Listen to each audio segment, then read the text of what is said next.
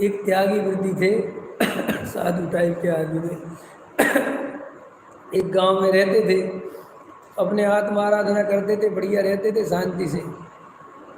तो गांव में रहने लगे सब लोग, आउटर में ऐसी धर्मशाला बनी थी, जो बना था, रहने लगे वहाँ, एक कमरा था। तो गांव में जाते थे भिक्षा मांगने, अपना भोजन मिल जाता था, खा लेते थे। तो गांव में किसी ने सलाह दे दी, बोले आप जो रोज रोज मांगने आते हो, काहे को परेशान होते हो? समझ में आया कि नहीं आया? वो लंगोट है ना, लंगोट, वो लंगोट पहनते थे, एक चद्दर रखते थे।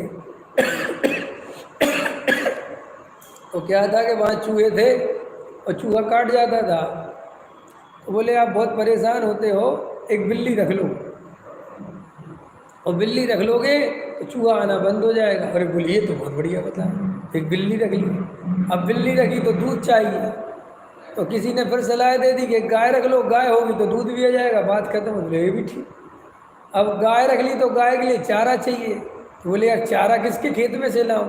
तो बोले जरा सी जमीन है तो मैं दान कर देते, ये रख लो तुम, ये खेत तुम्हारा। अब खेत रख लिया, अब उसकी देख रेख, तो शादी हो गई, पूरी गृहस्थी चालू हो गई। तो जब वे मरने लगे तो बोले जिंदगी का सार क्या है? बोले बिल्ली मत पालना।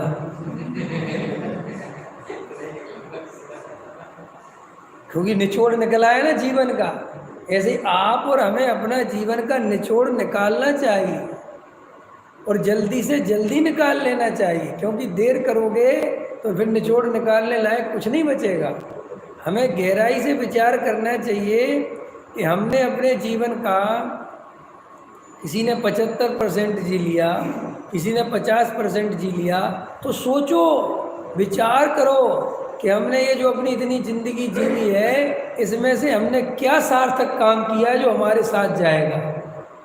बोलो, आप एक चीज ऐसी बताओ जो आपके मरने के बाद आपका साथ देगी या साथ में रहेगी।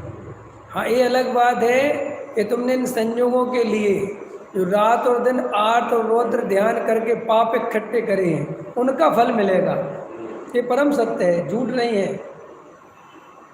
लेकिन तुमने जो ये भला करा है ना बेटे का, देखो कैसा वस्तु का स्वरूप है। बेटे को 10 करोड़ देवे तो भी पाप बनता है, और मंदिर को 10 रुपये दे तो पुण्य बनता है। ये कैसी बात है? पैसा तो पैसा है, चाहे बेटे को दो चाहे मंदिर को दो। तो बोले अंतर ये है कि बेटे को मोह के वशीभूत होकर देता है, एकत्र करके देता है। समझ में आया? और वो तेरा पैसा वो बेटा विषय भोगों में लगाने वाला है, इसलिए परंपरा से महापाप बंध का कारण है। और देव शास्त्र गुरु में देता है तो वहाँ देव शास्त्र गुरु की प्रभावना होती है। समझ में आया? सो वहाँ से परंपरा से मोक्ष मार्ग चलता है, इसलिए पुण्य का बंध होता है।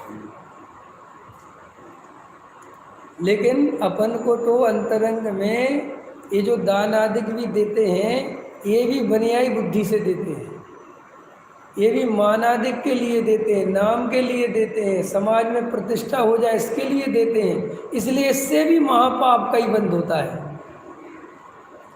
देखो, अभिप्राय की खोट रख के जीव बाहर से कितने ही निर्मल परिणामों का दिखावा करे, कितने ही पूजा पाठ करे, कितने ही दान आदिक दे, कितने ही स्वाध्याय करे, कितने ही प्रवचन करे, लेकिन अभिप्राय अगर खोटा है तो नियम से पाप का बंध हो रहा है।